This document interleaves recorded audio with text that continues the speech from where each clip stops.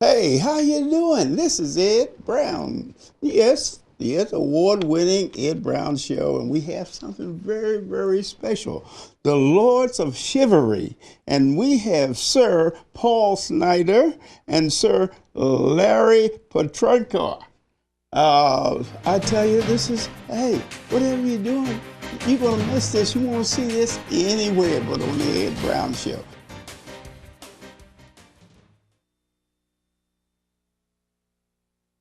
Hi, welcome back to the award-winning Ed Brown Show. And I mean, get the kids here because they really would appreciate this. Lords of Chivalry. And here we have Larry and Paul. Paul is the knight, and Larry he's a sir knight, one of the squires, one of those guys that make sure the knight has everything on properly because you can get penalized or whatever. And the horse has to have things on too. I didn't realize that. A horse has armor too. Welcome to the Ed Brown Show. Well, thank you, sir. Larry and Paul. I'm telling you, this is something that most people not aware of. This Lords of Chivalry. They see it in the movies and things like that, but this is the first time in this Washington metropolitan area that we really had live knights in the studio. Paul, tell us, how did you get involved? Tell us about the awards that you've gotten and just how, your program. Well, getting involved, I usually blame it on my mom for letting me play with knights when I was a kid, so I blame it on my mom for getting involved. But the Lords of Chivalry is a full-contact joust troupe. We have up to 5 full-blown, we usually use war horses, which are very large, up to 2,000-pound horses. Those are Clydesdales, right? Clydesdale, we have Percherons, and... Oh, you have Percherons, too? Yes, we have. Actually, they're either Clydesdales or Percherons. Which one is more perform better than Well, the mine performs the best, which is the Clydesdale. Clydesdale, yeah. The Percherons, they come in a close second. That's some horse, my God, man. Yes, they are. Must be 10 feet tall, huh? Yeah, they feel like it. When you fall off, it feels 10 feet tall. Right. We compete all over the country. We put on shows, but we also compete in tournaments, sometimes together, which means as a group we'll go and compete as a group, as the Lords of Chivalry, against other troops. But actually, when it really comes down to, in the end, whoever wins, individually you'd win, but you could win as a troop too. But when you say troop, you're talking about team.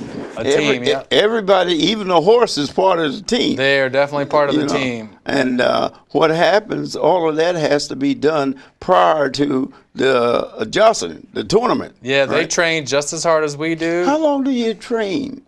How long does it take a horse to be trained to wear that armor here that we have laying out here and that type? Tell us about that. Well, some of them don't take very long. The couple of Clydesdales I've had, they didn't take very long at all, maybe 6 months to a year. The one I ride now, she only took 3 months. I mean, she just jumped into it. She really trusts me, so there really wasn't any problem. You give her good rewards of oats. Oh, yeah. You put special oats on. She's spoiled rotten, big time. Carrots, you name it. What do you say? Everything. But some horses won't do it. I tried to train one last year. It took a year, and he just wouldn't do it. And it wasn't worth any more time with that. So that all depends, too.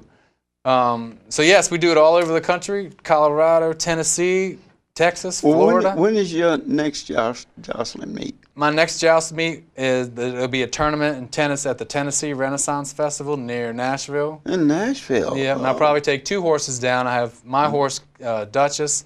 We're training another horse, Trooper. Hopefully Trooper will be ready. We'll try him out there and see how he does. And that's where I won last year. I won U.S. champion down there last year. Congratulations. So last year I was U.S. champion. The year before that I was East Coast champion, which I won at the Maryland Renaissance, which goes on for 3 months, in August through October. So either between me and Larry, we're usually there. We're always there at the end of the tournament. August and October. August, September, 3 and months. October. Yep. Every weekend. Oh, where do you generally have your shows? We have them at Crowns. They're in Crownsville, just near Crownsville, Maryland. That's what people want to know. Crownsville, Maryland, and Maryland's state sport is jousting. That's a state sport? State sport, and it's been that way for. Most of them think it's football. It's not. Or basketball. No, Maryland's been around a long time, 1600s, but their state sport. To have jousting as a state sport, Yeah. they have to be around for a while. Exactly. You know? I tell you. So tell us in your preparation. Do you know who you're going up against, or you just pick it? How do you get a challenge? It's like they run it like a tennis type tournament kind of thing, just like that. Mm-hmm. Going up against the knight's one thing. You literally have to know what horse you're going against too. Mm-hmm. Some horses are twice as fast as other horses, so your timing is totally off. So you got to do your homework. You got to know your other opponent's horse. You can't just show up and say, "Well, I'm going to do jostling." No. You got to say, "Well, this horse is tricky, fast, or this guy he usually uses." So it's some homework to be done. Sir Paterka's horse is probably one of the fastest horses out there, and you really have to be on the ball with that horse, or you'll just miss him. I mean, it's that fast. So there's a lot of timing and everything to this. Okay, then. Now, Larry, tell us. You say you're a squire, not a square. Squire. He's actually a knight too, though. He is a knight. He's just a knight squiring today. he's just. Squiring you can go to both roles. He has to. We all do. Oh, I see. You can be a squire one time and a knight the next time in another meet. Well, it depends. No, like today, I need a squire to help me with this stuff. But at a meet, he's a knight.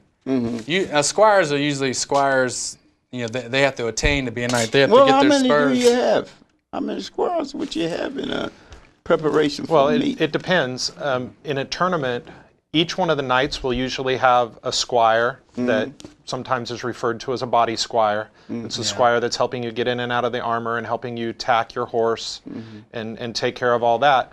And then you'll have field squires that are also prepping the field, making sure all the lances are out on the field ready to go, and that the field is in good condition when we go out there.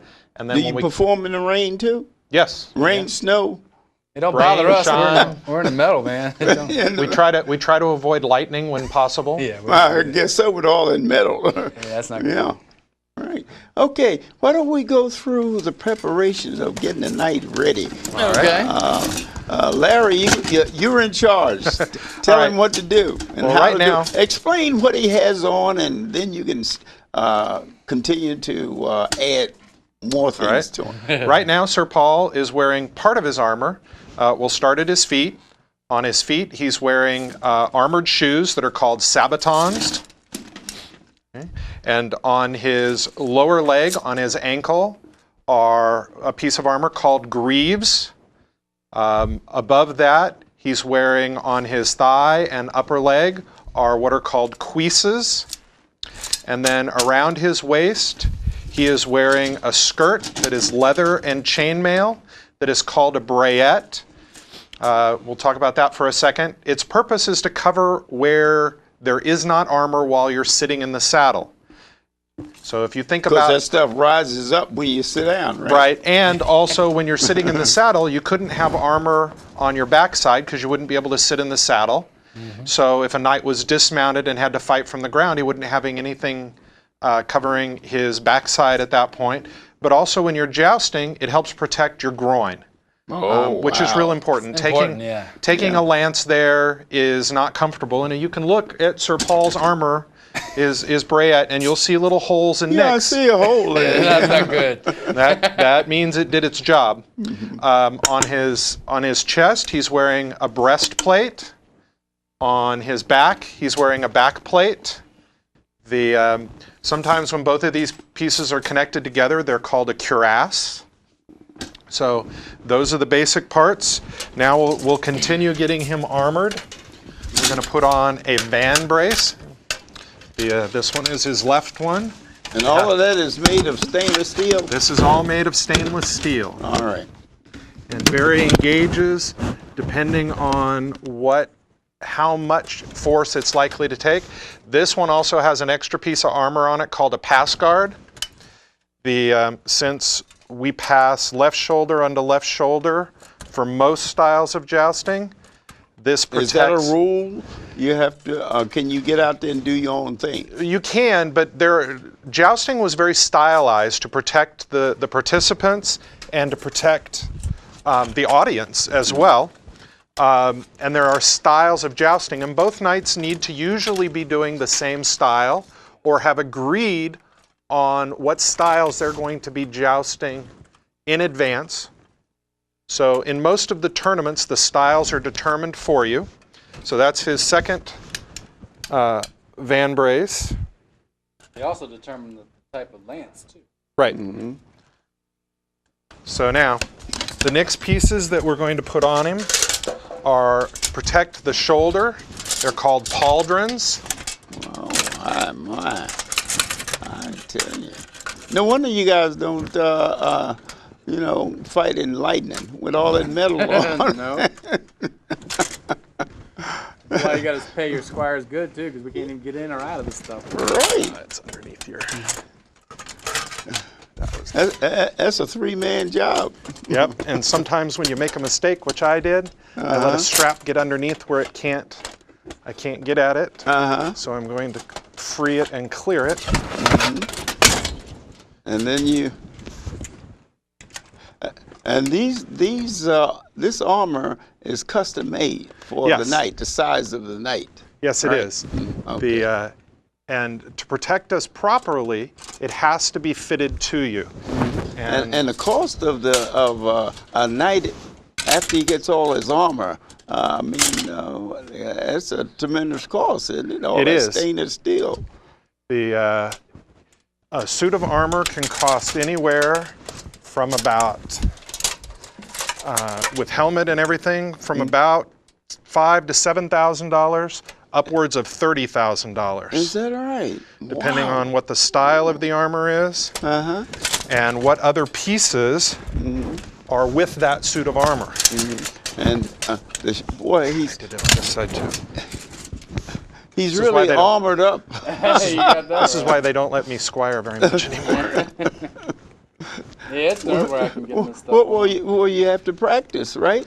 Yep. You have to go to classes and all of that. Yeah, you have to go to night school. Night school. Night school. They call it night school. K-N-I-G-H. Oh, I see. Not night. A night school. I see. And then after you get all your armor together, then somebody has to carry out to the horse. No, no, that's a fallacy that comes from some TV movies and some other things. Yeah. When we're in the armor, we have to be able to walk and move. A knight had to be able to fight. Knights were very, very dangerous and were trained from the time that they were very young to be able to ride, to be able to wear armor, and to use weapons. The last two pieces we put on are gauntlets. If you notice the left gauntlet, the one that's normally holding your reins, doesn't have near as much articulation as the right one does. So this is referred to as a man fair, which means hand of iron. Hand of iron. So it's to protect where the spear goes? No, lance. No, the lance goes in his right hand, lance. which he needs the more articulation for. This is going to hold the horse's reins, and it's going to be out there in front of you towards the other knight, so it does get hit. And if you look, you can see paint and other things because it has been hit. So now we have, the last piece that we have is the helmet. And that piece that you have there, would it have an opening, or it has a glass opening, or no glass? No glass. You're looking through a 3/16 inch ocularium. That's all you're allowed. Just the slit. Just the slit. Oh, I see. And that goes over the head. Wow. There it is. Wow. And it fits nice and snug, so this has got to be custom too. This is like a football helmet, huh? Okay, got the back. Boy, that sounds comfortable, isn't it? Now, It's better than the football helmet. it's better than the football helmet. I don't know, boy. But and the opening is how wide is that opening for you to see? 3/16. 3/16 of an inch. And the That reason that means the lance can't go through there. right, he's looking through just these little horizontal slits right here. Mm-hmm. We'll go ahead and pop his Oh, visor wow. There he is. so we can see his face. There's Paul. There he is, Yeah, it's actually called a helm. Mm-hmm. And the word helmet comes from the word helm. Mm-hmm. Yeah, right. So, So now, when we joust, there are different styles of jousting Mm-hmm. depending on what the targets are. Uh-huh. So if you were using just this and not adding any additional plates of armor, and you're riding left shoulder to left shoulder, it's called Northern Italian. And the target is from the waist up and includes the head. The head is a legal target in Northern Italian. When you go into other tournaments, they may be doing other styles that you may have to have additional equipment for. You see our shields here. If we're doing what's called French, you would have that shield in your left hand with your horse's reins, and then the shield only is the target. And it's a foul if you hit any other part If of the knife. you hit another part, if you hit other than on the target, that you may not get any points, or you may have points deducted. So the points are hitting the shield, basically. And then you get, there are other pieces of armor that can be added for doing additional styles. Well, who determines that? The usually- pieces of armor that you utilize. Usually it's determined by the tournament and the style that is agreed upon for the tournament, or if knights are challenging each other, they may challenge and say, I would like to meet you and do 4 passes in this style. Or 6 passes or whatever. The two of them have to agree They have to agree. Okay. There are ways to do tournaments in history where the two knights could be doing 2 different styles. But part of what also determines the style is not just the armor, but the type of lance that you're using. What are they, generally wood? They're wood. They can vary in length and in diameter. Most are about 11 feet. So you're hitting someone with an 11-foot pole. Or a 10-foot pole, where one of the jokes comes from. The dehorsing, isn't it? Unhorsing someone means to remove them from their horse. Right. And for us, that means you knock them from their horse. And some styles of jousting are better suited for getting unhorsings than others. One of the ones that we have here is these 2 additional pieces of armor get added to these bolts that are on the front of Sir Paul's breastplate. And we won't put it on there because it'll mess up They go on the front, huh? Yep. They go on here. And you see this big plate here becomes the target. All right. This helps protect his head a little more because in this particular style, the lance is likely to skip up and hit. So you're trying to lock the tip of the lance into those grids. The style is called Realgesteckt. It was Real is Spanish for royal. It was one of the favorite styles of the royals. Depending on the tournament and the style and the rules, these plates were also defined how big they had to be, how many squares have to be there, how big the squares are, and how much raise there is to help catch the lance. Actually, where did jousting originate? Well, it originated country? realistically, jousting as the sport originated in Europe. Okay. There's evidence of tournaments going back to about the 11 and 1200s. And some of the terms that we use today come from those tournaments and knights doing combat or practice combat. But didn't the knights represent countries? And then if I challenge you, you're from one country, and I challenge you, and my knight challenge your knight. And then we make decisions based You on can it. have the trial by combat, and you can have trial by combat that way. And sometimes that's what happened, is 2 armies would meet, and the 2 generals would put forth people to fight in their stead, and then whoever loses goes home, depending on what was agreed to beforehand. All right. The rules that's involved there. Now, in some of the big tournaments, and jousting not only was physically dangerous, but it could be financially dangerous as well. Yeah. Because in a lot of the big tournaments, if you lost your horse and your armor. Mm-hmm.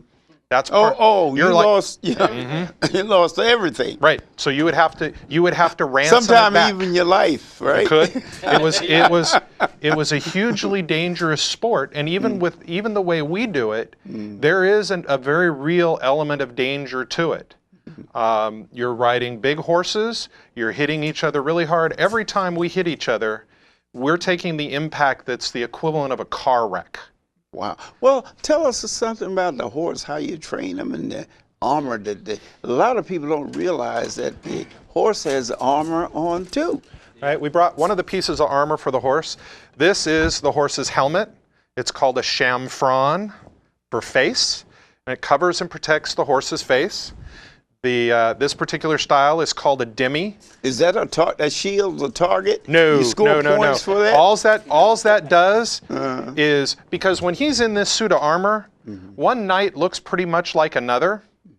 So the colors tell us who he is. Right. So you look around. That's a symbol. Right. Like, yeah. And then this is his device, which tells us not only, okay, burgundy and gold is Sir Paul, but that is Sir Paul's shield, so I know that's his horse. Yeah, so I'm separated from my horse. But you can try to find your horse again. After you get knocked off once or twice, things get a little fuzzy, and so you look around for a horse that's wearing the same colors that you are. I see. But armor for the horses, traditionally, you have a chamfron, and the chamfrons can be very ornate. This one is a little bit. This is the chamfron. That's called a chamfron. Right. Okay. They can become very, very ornate and very full, that they can go all the way down to the end of the nose. Some of them have unicorn horns and rhinoceros horns on them, or big curly Q like ram's horns on them. Just depends on the style of the knight, what he's going to like, and what he has had the money to have done. The other pieces of armor that the horse would normally wear, when we do tournaments, we put a pectoral on the horse. Pectoral to protect the pectoral muscles, goes across the chest and helps protect that. The horse is never a legal target. In fact, it's illegal to hit the horse. In fact, in most tournaments, if you strike your opponent's horse, you are disqualified. Oh, right away. Right. Right. There is really no forgiveness for it. It takes a long time to train the horses to do this. Right. Well, how long does it take to train a horse? You were just saying that some horses in 3 months, and then others 4 or 5. You can spend a couple of years training a horse to do it well, and do it. The ones who do it well like to do it. They like the game, because to them it is a game. Right. They're out playing, they're running, and they're doing what we ask them. And you say that what makes it difficult for the training of a horse, they're usually accustomed to being herded, and they have a tendency, the way you train them, to charge each other instead of herd. Now, tell us about that. Yeah, horses are a herd animal and a prey animal. And so by instinct and by nature, they tend to want to run together as a group. So they run all together going the same direction. We're training them to go head to head at another horse. Right. And that's difficult for them to do, because they have to overcome that natural urge on their part. And there's a lot of trust between the horse and the rider in doing that, because they're running towards each other. And horses, when you get very close to them, have trouble seeing. Right. Their vision is made to see out and around almost to behind them, because they're a prey animal. Right. So when the horses get really close together, they may not even see each other anymore. They may not see each other's head anymore and not know where that horse is going to be. Okay. So they trust the rider to help keep them from running into each other. Okay, how do you win a championship? As far as points, you get certain points, or you have to be in so many jostling contests. Just how do you do that quickly? Well, Depending on the tournament, most of the tournaments that we do, there's different scores for different types of hits. If you hit on target and don't break a lance, don't just hit him, you'll get 1 point. If you break the tip of the lance, the very end of the lance, you'll get 3 points. If you break the lance beyond the pennant, which is up close to the tip, you shatter the lance, you get 5 points. And then you can get 10 points for unhorsing your opponent. Right. Depending on the tournament, you may do 4 passes or 6 passes with each other, and whoever comes up with the highest total at the end of that is the winner of that round. How many rounds do you have? Depends on how many nights are in the tournament. How many nights generally are in the tournament? Ideally, you have at least 10 nights in a tournament. That many, if you're huh? doing a 3-day tournament with 3 shows a day, that means that you will have faced every one of the nights at least once. Okay, So Paul, 9 rounds, give us an idea of your participation in tournaments coming up in the future. That people have to realize, hey, look, this is the state's national sport. Not football, not basketball, but jostling. Tell us when you're going to have your next show, where, and how do you get there? Well, the Maryland Renaissance Festival, they have shows from August to October. I'll be participating in some of those. Definitely at the tournament at the end. The Tennessee Renaissance Festival, which is near Nashville, Smyrna. That's in end of May, I think. Sycamore Shoals, which is a new one we picked up. They're going to have a show there in September. Where's Sycamore? That's in Tennessee also. Tennessee, yeah. See, we are telling them. See, Tennessee likes it, man. Tennessee likes the jostling. Yeah. Well, what place is Maryland? If that's our national sport, we should be in first place, Well, right? Yeah, we are. It's one of the biggest ones around. Crownsville is where the Maryland Renaissance Festival is, and that's where it partakes. You have nine heavy weekends of jousting during the Maryland This is Renaissance heavy jousting, too. It's full contact. 9 weeks of heavy jostling. Now, to be fair, Maryland's state sport is jousting. Jousting, yeah. But it's not the full contact jousting that we do. It's what's called ring jousting, where you are riding the horse and you have a spear, and you're riding and spearing little rings. Sometimes they're big rings when they go down. I mean, they're very small. what are the rings? Who's holding the ring? That would make it even more interesting. We do that sometimes. Yes, we do. Let squires hold them is what we do. The squires hold the rings. And that, it's called jousting. It is called a ring joust. And it comes from training knights to be able to joust and to go to war. You have this, the sport and the skill comes from, you have to be able to hit a particular target. So your targeting has to be very exact. So you have to practice this, right? Right, if you looked at that plate right there, you'd see wrap all the it up holes. with, what do you think individual want to get involved in jostling? What kind of training? Do it in about 30 seconds. Well, the first thing is learn to ride a horse. And then get in contact with somebody like me, or there's a lot of nights in Maryland, but visit our website, lordsofchivalry.com.